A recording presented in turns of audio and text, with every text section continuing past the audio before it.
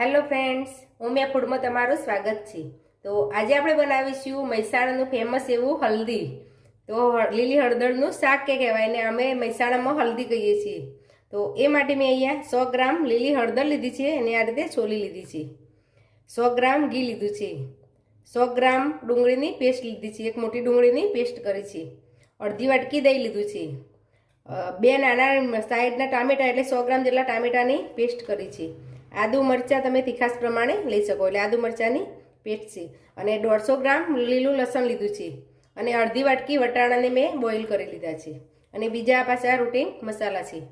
તો ચાલો શરૂ કરીએ। તો આપણે હળદરને કોરી કરી લીધી છે। હવે એને આપણે છીણી લઈશું। એકદમ ઝીણી છીણવા નથી, આપણે જે મીડિયમ છીણી ઘરમાં રેગ્યુલર આવે છે એના આપણે છીણી લઈશું।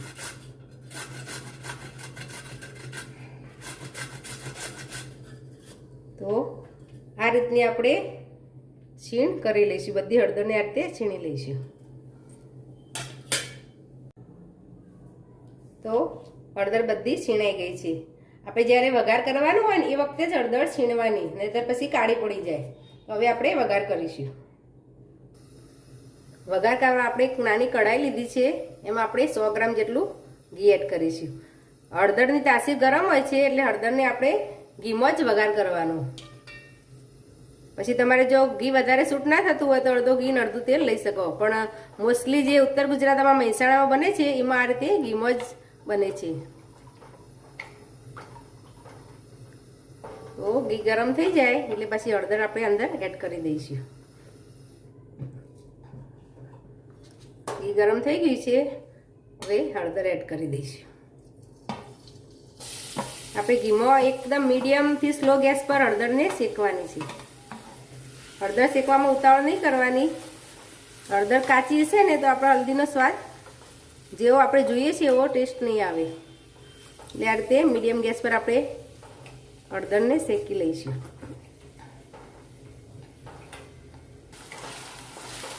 આ રીતે સતત ચલાવતા જવાનું, નહીં તો હળદર નીચે બેસી જશે।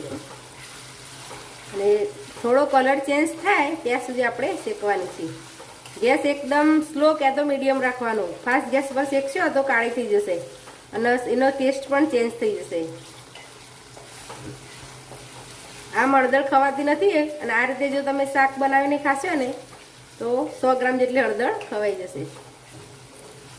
અને અત્યારે શિયાળામાં ઠંડીમાં હળદર ને એવું સારું, અત્યારે શરદીને એવું વધારે થાય એટલે એના માટે આ રીતનો ગરમ ખોરાક ખાવો જરૂરી છે। તો આ રીતે આપણે હળદરને હજી 5 મિનિટ જેવું ચડવા દેવાની છે। તો 3 થી 4 મિનિટ જેવું થયું છે। હવે થોડો કલર ચેન્જ થવા લાગ્યો છે અને થોડી આમ સંકોચી જાય હળદર। અને તમે આમ ચેક કરશો ને મોઢામાં નાખીને તો પણ પૂરો સ્વાદ નહીં આવે। આ રીતે ચેક કરશો ને તો પણ ખબર પડશે। હજી આપણે 1 મિનિટ જેવું થવા દઈશું, પછી આ લસણના હાથે પણ થોડી ચડશે। અને આ રીતે જો બબલ્સ આવવા લાગે ને એટલે આપણે જાણી લેવાનું કે ચડી ગઈ છે આપણી હળદર। તમે ચલાવવાનું બંધ કરશો એટલે આ રીતે બબલ્સ આવશે। હવે લસણ એડ કરી દઈશું। તો 150 ગ્રામ લસણ લીધું છે। 100 ગ્રામ હળદરની સામે 150 ગ્રામ લીલું લસણ। હવે લસણને પણ આપણે ચડવા દેવાનું છે। તમને ખબર જ નહીં પડે કે અંદર હળદર છે એવું, એ રીતનો આપણા હલ્દીનો ટેસ્ટ હોય છે। આપણે હળદરનું શાક બનાવીએ ને તો એમાં તો હળદર એકલી હોય છે, એમાં લસણ ને ઓછું હોય છે, પણ અમારે જે મહેસાણામાં હલ્દી બનાવે છે ને એમાં આ રીતે લસણ ભરપૂર હોય છે અને આ શિયાળામાં જ બને છે। તો હવે હળદરને આપણે મીડિયમ ગેસ પર લસણને ચડવા દઈશું। તો લસણને પણ આપણે 5 થી 6 મિનિટ ચડવા દેવાનું। થોડું ડાર્ક કલર થઈ જશે લસણનો ત્યાં સુધી આપણે લસણને ચડવા દઈશું। તો લસણનો કલર ડાર્ક થઈ ગયો છે પાનનો। હવે આપણે એમાં આદુ અને મરચાંની પેસ્ટ એડ કરીશું। તો આપણે આદુ 3 થી 4 ઇંચ જેટલો ટુકડો થાય ને એટલું આદુ લીધું છે અને મરચાં તો તમારે તીખાશ જોતી હોય ને એ પ્રમાણે એડ કરવાના।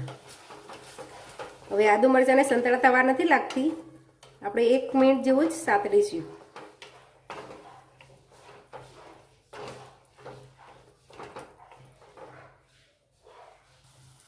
આદુ મરચાંથી ઘી છૂટું પડી ગયું છે. હવે આપણે ડુંગળીની પેસ્ટ એડ કરીશું. તો 100 ગ્રામ આપણે ડુંગળી લીધેલી, એક મોટી ડુંગળી થાય એટલું લીધેલું, અને ટામેટાની પેસ્ટ પણ એડ કરીશું. તો ટામેટા પણ 100 ગ્રામ જેટલા જ લીધા છે. સરસ મિક્સ કરી લઈશું. તમે ખાશો એટલે તમને ખબર જ નહીં પડે કે અંદર હળદર એડ કરેલી છે.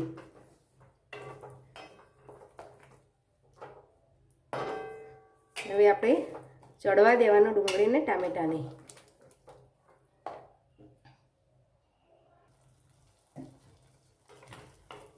તો ડુંગળીને ટામેટા ચડે ત્યાં સુધી આપણે અંદર મસાલા પણ કરી દઈશું, એટલે સાથે સાથે મસાલા પણ ચડી જાય. તો અડધી ચમચી ધાણા જીરું પાવડર, અડધી ચમચી હળદર પાવડર, પછી અડધી ચમચી ગરમ મસાલો એડ કરીશું. હવે કાશ્મીરી મરચું આપણે 1 ચમચી જેટલું કાશ્મીરી મરચું એડ કરીશું. સ્વાદ પ્રમાણે આપણે મીઠું એડ કરી દઈશું ને થોડો ગોળ એડ કરીશું. એ બધું સરસ મિક્સ કરી લઈશું. એટલે આપણે ડુંગળી ટામેટા ચડે એની સાથે આપણા મસાલા પણ સરસ સંતરાઈ જાય. હવે ગેસ છૂટું પડે ત્યાં સુધી આપણે સાતળી લેવાનું.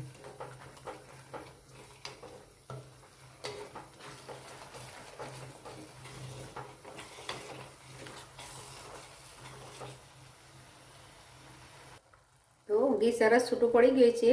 હવે અડધી વાટકી દહીં લઈશું આપણે. મોડું દહીં લેવાનું અને પહેલાં ફેટી લેવાનું, પછી એડ કરવાનું.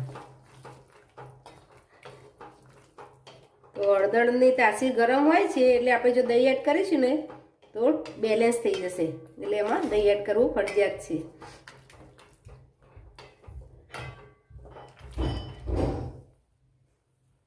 હવે ઢાંકણ ઢાંકી અને 2 મિનિટ જેવું આપણે ઘી છૂટું પડવા દઈશું. તો ઘી છૂટું પડવા લાગ્યું છે. હવે આ વટાણા છે બોઇલ કરીને લીધા રાખ્યા છે, એ આપણે એડ કરી દઈશું અડધી વાટકી જેવા. સરસ મિક્સ કરી દઈશું. આ સમય ટેસ્ટ કરી લેવાનું. તમારા મસાલા કોઈ વધઘટ હોય તો એડ કરી દેવાના. થોડા આવું દાણા પણ એડ કરી દઈશું. મિક્સ કરી દઈશું એટલે દાણાની ફ્લેવર પણ અંદર બેસી જશે.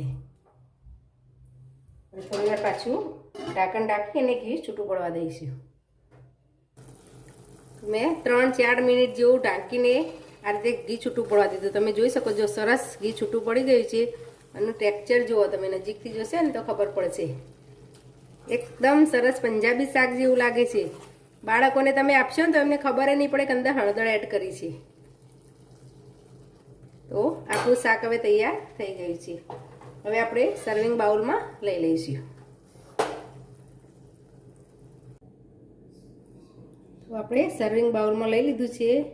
તમે નજીકથી જુઓ, એનો ટેક્સચર કેટલું સરસ પંજાબી શાક જેવું લાગે છે, અને સ્વાદમાં પણ તમને ખબર નહીં પડે, પંજાબી શાક જેવું જ લાગે છે. આપણે આ જે બનાવ્યું એટલી ક્વોન્ટિટીથી 3 જણને કસાવ થાય એટલું આપણું સબ્જી તૈયાર થાય છે.